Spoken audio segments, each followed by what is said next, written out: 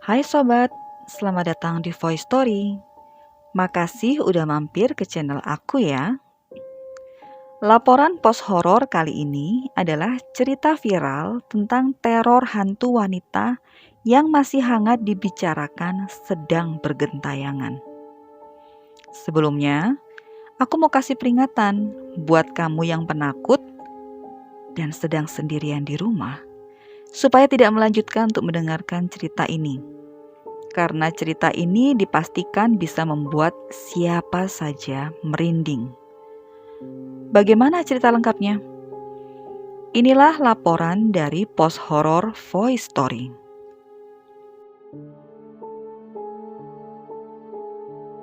Kejadiannya dimulai saat seorang pria bernama Krishna yang bekerja sebagai sales di sebuah perusahaan rokok terbesar di Indonesia baru saja mendapatkan bonus dari kantornya. Dia dapat bonus ini karena dia sudah berhasil mencapai target yang telah ditetapkan oleh perusahaan. Bonusnya lumayan. Jadi dia pun berencana buat beli sebuah mobil. Krishna ini punya seorang istri yang sedang hamil muda saat ini. Dia pun ingin memanjakan istrinya ini dengan beli sebuah mobil yang harganya pas sama kantongnya. Meskipun nominal bonus yang didapatnya itu memang terbilang lumayan, tetap saja dia rasa sayang kalau semuanya dipakai buat uang muka mobil baru, sementara sisanya dia masih harus menanggung cicilan. Akhirnya, pilihannya jatuh pada mobil bekas saja, supaya harganya bisa lebih murah dan bisa dibayar cash. Singkat cerita, Krishna pun akhirnya menemukan mobil yang pas di hati dan sesuai dengan budget juga. Mobil Grand Livina berwarna abu-abu yang dibeli dari seorang bapak yang kondisinya sedang butuh uang. Karena dirasa cocok dan pas, akhirnya Krishna pun deal harga dengan bapak tersebut. Pas awal mobil itu datang ke rumah, ya pastinya mereka berdua senang sekali. Mereka jadi bisa leluasa pergi kemana saja dengan mobil sendiri tanpa harus pakai mobil kantor. Mereka kasih julukan mobil mereka itu dengan sebutan si Abu Monyet. Tapi baru beberapa hari di rumah, si Abu Monyet ini selalu mengeluarkan bau amis darah. Mereka pun coba mencari di sela-sela mobil untuk mengetahui sumber dari bau amis itu. Takutnya ada binatang yang mati di dalam mobil dan mengeluarkan darah tanpa mereka tahu.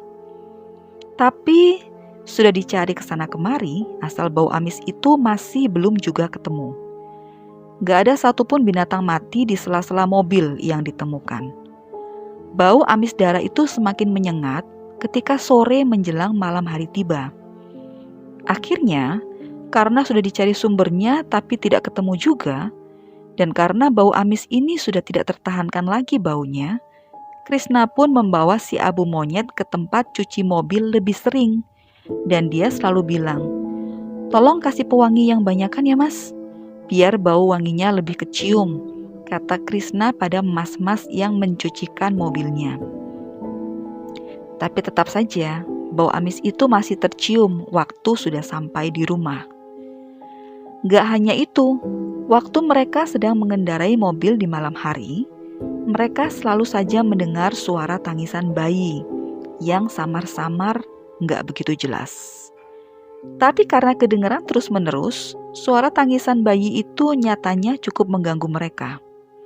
Sampai akhirnya, Krishna pun berencana membawa mobil itu ke paranormal aja, atau ke orang yang tahu menyelesaikan permasalahan gaib dari mobil itu. Karena menurutnya, ini sepertinya bukan masalah biasa yang sedang terjadi. Tapi sayangnya, karena dia ini sibuk dengan pekerjaan, akhirnya rencana ke paranormal itu selalu diundur-undur. Sampai pada kejadian suatu malam, di mana Krishna ini harus pulang larut malam karena lembur di kantor. Dia pulang sekitar jam 1 dini hari saat itu. Dia ini lagi-lagi mencium bau amis darah sepanjang jalan pulang, tapi dia berusaha untuk mengabaikannya saja. Dan saat jarak sampai ke rumah hanya tinggal 3 kilometer lagi, entah kenapa bulu kuduk Krishna ini tiba-tiba meremang.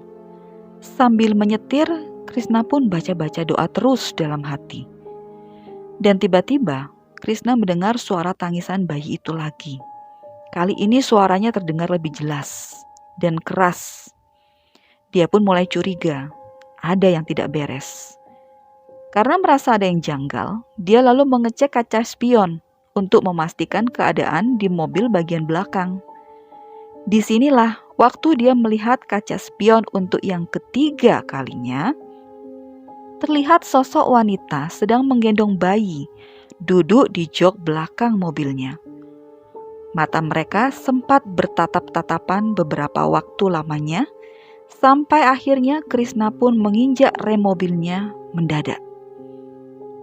Setelah mobilnya berhenti, Krishna pun langsung membuka pintu dan keluar dari dalam mobil. Dia sebenarnya ingin teriak, minta tolonglah pokoknya. Tapi pada siapa?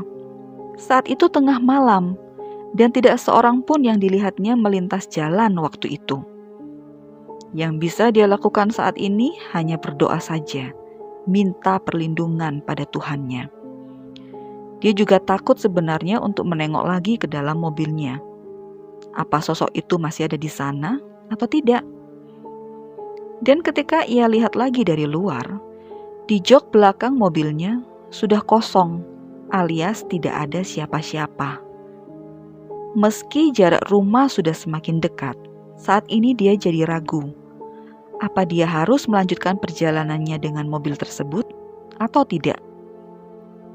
Setelah menenangkan diri sejenak, Krishna akhirnya memutuskan untuk pulang mengendarai mobilnya. Dan sebelum masuk, tak lupa dia membaca ayat kursi lebih dulu. Saat sudah masuk di dalam mobil, Krishna pun masih berusaha memastikan lagi keadaan di dalam. Dia melirik kiri kanan dan juga jok belakang beberapa kali. Dan kali ini memang benar-benar sudah kosong di dalam mobil itu. Tapi saat baru beberapa meter melaju, sosok perempuan pucat yang menggendong bayi itu muncul lagi di belakang Krishna. Bahkan saat itu aroma bau amis juga tercium semakin menyengat dari biasanya. Spontan saja, Krishna pun langsung membaca ayat kursi sambil diteriakkan. Karena ini adalah pengalaman pertama Krishna melihat makhluk tak kasat mata, dia pun menyetir mobilnya sambil gemetar dan hampir menangis. Keringat panas dingin keluar dari sekujur tubuhnya. Krishna menekan pedal gasnya lebih dalam lagi, dan dia langsung memarkirkan mobil tersebut di depan rumahnya tanpa dimasukkan ke garasi. Setelah berada di dalam rumah pun, keringat dinginnya masih terus mengucur. Dia coba untuk langsung tidur, tapi bayangan sosok itu seperti tidak mau pergi dari kepalanya. Hasilnya, Krishna pun demam tinggi keesokan paginya. Sang istri bingung saat dia melihat posisi mobil di halaman luar, sepertinya hanya asal diparkir saja semalam. Seolah suaminya pulang dengan sangat terburu-buru sampai tak sempat memarkirkan mobil itu dengan benar. Sampai di sini Krishna nggak berani cerita pada istrinya. Karena istrinya itu posisinya sedang hamil muda. Dia takut jika istrinya nanti kepikiran, lalu malah terjadi sesuatu yang buruk dengan dirinya dan juga dengan sang janin yang dikandung. Krishna pun beralasan, ingin cepat tidur saja tadi malam, saking ngantuknya dia. Itu sebabnya dia tidak bisa memarkirkan mobilnya dengan benar. Setelah sembuh dari beberapa hari sakit, Krishna sebenarnya masih trauma untuk menaiki si Abu Monyet lagi. Dia pun akhirnya membawa mobil itu ke seorang kiai untuk minta pertolongan. Krishna pergi ditemani temannya untuk pergi ke rumah seorang kiai pada sore hari itu. Dan lagi-lagi, sosok hantu gentayangan itu muncul dengan tiba-tiba di jok belakang mobilnya. Karena kaget, Krishna akhirnya tidak bisa mengendalikan mobilnya dan mobil itu masuk ke dalam jurang. Untungnya Tuhan masih menjaga nyawa Krishna dan temannya saat itu. Meskipun mobil yang mereka kendarai masuk ke dalam jurang, keduanya masih bisa selamat dan hanya mengalami luka lecet di tangan saja. Krishna pun menelpon salah seorang saudaranya untuk menginformasikan kondisinya saat itu. Gak begitu lama, banyak warga yang melintas menolong Krishna dan temannya untuk ditenangkan. Warga sekitar yang menolong mengatakan bahwa di tempat Krishna celaka itu memang sering terjadi kecelakaan tunggal. Dan Krishna ini hanya salah satunya saja. Entah karena apa. Tapi Krishna tidak cerita bahwa dia mengalami kecelakaan ini karena melihat penampakan di jok belakang mobilnya. Nggak lama kemudian, mobil derek pun datang dan membawa mobil itu ke bengkel. Krishna pun dijemput oleh saudaranya. Dan selama di mobil, saudara Krishna ini terus saja bertanya, kok bisa sampai dia mengalami kecelakaan di sana? Krishna pun bercerita kalau dirinya melihat penampakan sosok wanita di jok belakang mobilnya. Tapi saat ditanya ke temannya yang saat itu ada bersamanya, temannya itu mengaku tidak melihat apa-apa. Malahan temannya ini heran, kenapa tiba-tiba Krishna kaget dan dia justru banting setir. Krishna pun jadi heran dan baru sadar bahwa ternyata hanya dirinya saja yang bisa melihat penampakan wanita itu. Setelah dia dan temannya diobati di rumah sakit, mereka pun langsung pulang. Tapi Krishna benar-benar kepikiran dengan mobil itu, hingga akhirnya dia memutuskan untuk secepatnya bertemu dengan seseorang bernama Kiai Muhi. Nah, keesokan harinya dengan menyewa kendaraan, dia dengan tetap diantar temannya akhirnya pergi ke rumah Kiai Muhi dan sampai di sana dengan selamat. Beliau langsung mempersilahkan Krishna masuk dan tanpa basa-basi Krishna pun langsung menceritakan kejadian demi kejadian yang dialaminya. Kiai Muhi sebetulnya ingin mengecek langsung keadaan mobil itu. Tapi berhubung mobil itu masih di bengkel, jadi niat itu pun diurungkan. Kiai Muhi hanya bilang bahwa jika ada sesuatu benda yang dihuni makhluk halus, maka bisa jadi sebelumnya ada kejadian yang berhubungan dengan makhluk tersebut. Jadi, Krishna disarankan untuk menemui pemilik mobil ini sebelumnya. Sebelum pulang, Kiai Muhi memberi mereka beberapa botol air yang sudah didoakan agar mereka lebih tenang. Esok harinya sepulang dari kerja, Krishna pun langsung menemui pemilik mobil. Sebut saja namanya Pak Yahya. Dirinya mengutarakan maksud kedatangannya itu dan menceritakan beberapa kejadian yang menimpanya terkait dengan mobil yang baru saja dibelinya. Dan respon dari Pak Yahya, beliau kaget karena selama beliau memakai mobil itu, beliau tidak pernah merasakan atau menemui keanehan apapun, apalagi sampai melihat penampakan seperti ini. Beliau juga nggak pernah berbuat suatu hal yang janggal sebelumnya terhadap mobilnya, sampai mobilnya bisa dihuni makhluk halus. Karena tak menangkap kebohongan dari pernyataan Pak Yahya, Krishna pun jadi bingung. Kenapa mobil yang dibelinya ini ada penunggunya, sementara Pak Yahya, pemilik sebelumnya, tidak mengalami apapun. Setelah mereka ngobrol panjang, akhirnya dia pun pamit dan Pak Yahya memberikan saran, gimana kalau mobilnya itu diruat dulu atau dibersihkan dari makhluk tak kasat mata. Seminggu setelah pertemuan dengan Pak Yahya, Krishna dapat telepon dari orang bengkel.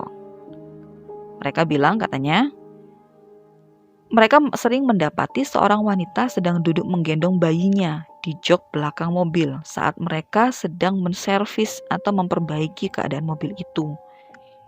Mereka pun ketakutan karena mereka baru sekarang ini mengalami kejadian seperti ini, sama seperti Krishna. Krisna pun langsung berkoordinasi dengan Pak Yahya. Ayolah Pak, proses ruwatnya segera dipercepat saja. Karena ternyata makhluk ini sudah mulai menampakkan dirinya pada siapapun saja yang ditemui. Pak Yahya pun setuju. Beberapa hari setelah perbincangan itu, mereka pun langsung datang ke bengkel. Pastinya sore hari karena menunggu semuanya pulang. Setelah bengkel tutup, mereka sudah minta izin pada pemiliknya bahwa mereka akan melakukan ruatan pada mobil ini. Pak Yahya datang bersama seorang pria setengah baya yang memakai baju koko dan sorban. Beliau ini memperkenalkan diri sebagai Pak Hadi, orang yang akan melakukan ruatan itu. Mereka pun memulai acara ruatan mobil ini. Dan di sana selain ada Krisna, Pak Yahya, dan Pak Hadi, ada juga pemilik bengkel dan beberapa karyawannya. Mobil ini dimandikan dengan air yang katanya sudah didoakan. Semua bagian mobil, baik bagian dalam maupun luar, sudah dipercikkan air oleh Pak Hadi, dan Pak Hadi sendiri berdoa di dalam mobil itu. Ketika Pak Hadi sedang berdoa di dalam mobil ini, mendadak ada salah satu karyawan bengkel yang kesurupan. Dia langsung terjatuh begitu saja dan tiba-tiba berteriak, "Jangan usir kami! Jangan usir kami!" Tentu saja, orang-orang yang ada di sana semuanya kaget dan takut. Pak Hadi langsung keluar dari mobil dan langsung memegang ubun-ubun orang yang kesurupan tadi. Beliau pun bertanya, "Ini siapa?" "Saya Reni." "Kamu yang ada di dalam mobil ini?" "Iya," katanya sambil menangis. "Kenapa kamu tinggal di mobil?" "Karena saya meninggal di sana bersama bayi saya," jawabnya. "Kamu meninggal kenapa?" Tiba-tiba sosok itu menangis dan dia menyebut Doni, Doni, Doni. Orang yang kesurupan itu malah menangis dan menyebut nama Doni dengan berulang kali. Entah siapa Doni itu, Krisna tidak kenal. Tapi raut muka Pak Yahya tiba-tiba jadi berubah. Beliau seperti orang kaget dan gugup. Entah kenapa. Krisna pun bertanya pada Pak Yahya, "Bapak kenal dengan yang namanya Doni?" "Itu anak saya," ujar Pak Yahya dengan muka yang sudah pucat. Ternyata Pak Yahya punya anak namanya Doni yang masih sekolah SMA kelas 3. Ya, Krisna pun kaget. Sedangkan arwah si Reni ini tidak mau disuruh meninggalkan mobil tersebut karena katanya dia sudah nyaman di sana. Dia malah menangis dan terus menangis. Pak Hadi yang berusaha untuk memindahkan arwahnya pun terlihat kewalahan. Beliau sudah kecapean dan akhirnya mereka pun mengambil keputusan untuk mencari tahu kelanjutan ceritanya dari Doni. Sehingga acara ruatan mobil itu pun disudahi sampai di sini. Krisna memutuskan untuk ikut Pak Yahya pulang ke rumah dan bertemu dengan Doni. Kebetulan saat itu Doni sedang ada di rumah, jadi mereka bisa langsung bertanya. Ketika mereka menyebutkan nama Reni pada Doni, reaksi Doni ini langsung kaget dan pucat pasi. Pak Yahya langsung curiga melihat reaksi anaknya. Krisna juga begitu. Jadi mereka desak Doni untuk menceritakan siapa Reni ini sebetulnya. Jadi ternyata Reni ini adalah pacar Doni. Mereka sudah berpacaran cukup lama dan gaya berpacaran mereka bukan hanya sekedar pacaran biasa. Pacaran mereka sudah melewati batas dan akhirnya Reni hamil. Awalnya Doni bersedia bertanggung jawab atas kehamilan Reni ini. Doni berjanji akan menikahi Reni jika dia sudah lulus SMA. Reni pun menyanggupinya. Jadi Reni ini terpaksa harus menunggu dan menutupi perut buncitnya dulu supaya orang-orang tidak tahu. Tapi malam itu Reni minta tolong pada Doni karena dia merasakan perutnya mulas. Dia sepertinya akan melahirkan. Dia minta tolong Doni untuk menjemputnya. Doni pun tanpa babi bu dia menjemput Reni ke rumahnya. dan rencananya dia akan mengantar Reni ke klinik bersalin. Doni menjemput Reni menggunakan mobil si Abu Monyet yang saat itu masih jadi milik ayahnya. Reni ini adalah anak piatu. Ibunya sudah meninggal dan dia hanya tinggal bersama ayahnya saja. Jadi karena ayahnya sibuk bekerja, ayahnya ini tidak sadar dengan perubahan fisik anaknya. Reni pun sedemikian rupa menutupi kehamilannya selama di sekolah supaya tidak ada seorang pun yang curiga. Selama di perjalanan menuju klinik, Reni merasakan sakit mulas di perutnya ini semakin menjadi-jadi. Doni dan Reni pun dibuat panik dengan rasa mulas ini. Mereka tidak tahu harus berbuat apa. Tapi tiba-tiba pikiran jahat berkelebat di pikiran Doni. Dia langsung membekap mulut Reni sampai Reni kehabisan nafas. Reni pun meninggal saat itu juga. Tapi bayinya waktu itu lahir dan masih hidup. Bayinya laki-laki. Tapi karena setan sudah menguasai pikiran Doni, maka bayi tidak berdosa itu pun jadi korban kebiadaban Doni. Dan karena perbuatannya ini sudah salah dan dia tahu itu, dia takut kalau perbuatannya ini diketahui oleh orang lain. Jadi Doni berinisiatif untuk membuang jasad Reni di jurang di suatu tempat malam itu juga. Doni merasa perbuatannya aman-aman saja dan dia merasa tidak ada yang akan mengetahuinya. Ketika mendengar cerita lengkap apa yang menimpa Reni dari Doni anaknya ini, Pak Yahya otomatis langsung emosi. Dia langsung memukul Doni. Dia bersumpah bahwa Doni harus mempertanggungjawabkan perbuatannya. Doni pun takut dan dia langsung sujud di kaki ayahnya. Dia mengaku salah dan hilaf. Krishna yang mendengarnya hanya bisa geleng-geleng kepala. Pergaulan anak muda sekarang memang benar-benar sudah di luar batas. Mereka tidak memikirkan resiko atas perbuatan mereka. Akhirnya Pak Yahya pun mendesak Doni untuk menunjukkan di mana dia membuang jasad Reni.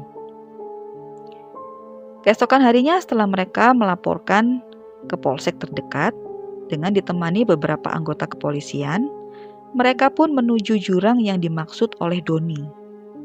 Dan ternyata jurang yang dimaksud oleh Doni adalah jurang tempat Krishna mengalami kecelakaan beberapa hari yang lalu.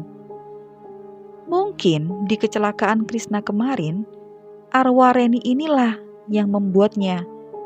Seolah Reni ini ingin menunjukkan bahwa ada jasad dirinya di jurang itu. Tapi waktu itu karena Krishna tidak melihat sekeliling, dia tidak menyadari bahwa jasad Reni ini ada di bawah jurang itu.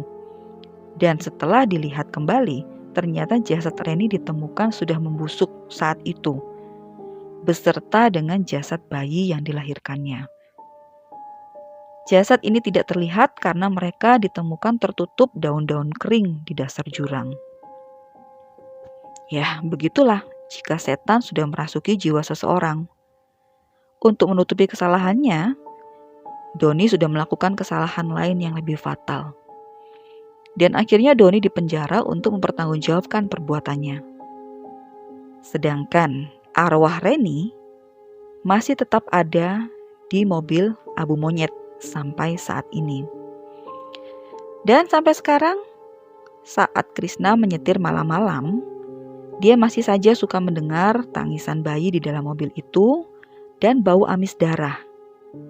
Tapi cerita ini hanya Krishna saja yang tahu. Dia sengaja tidak memberitahukan istrinya karena dia tahu istrinya ini sangat penakut.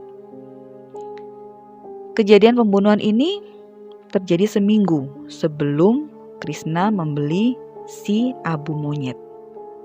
Jadi ya wajar saja jika Pak Yahya tidak merasakan keganjilan seperti yang dia rasakan. Well sobat, dari laporan kisah ini ada pesan yang bisa kita petik, yaitu hati-hati dalam bertindak. Tidak pernah ada larangan untuk kita menjalin hubungan asmara. Hanya saja pikirkan dengan matang, baik dan buruk akibatnya. jika sudah berani melangkah terlalu jauh. Dan bersikaplah dewasa ketika kenyataan mengharuskan kita untuk mengambil tanggung jawab besar dari perbuatan yang sudah kita lakukan. Sampai jumpa di Pos Horor selanjutnya.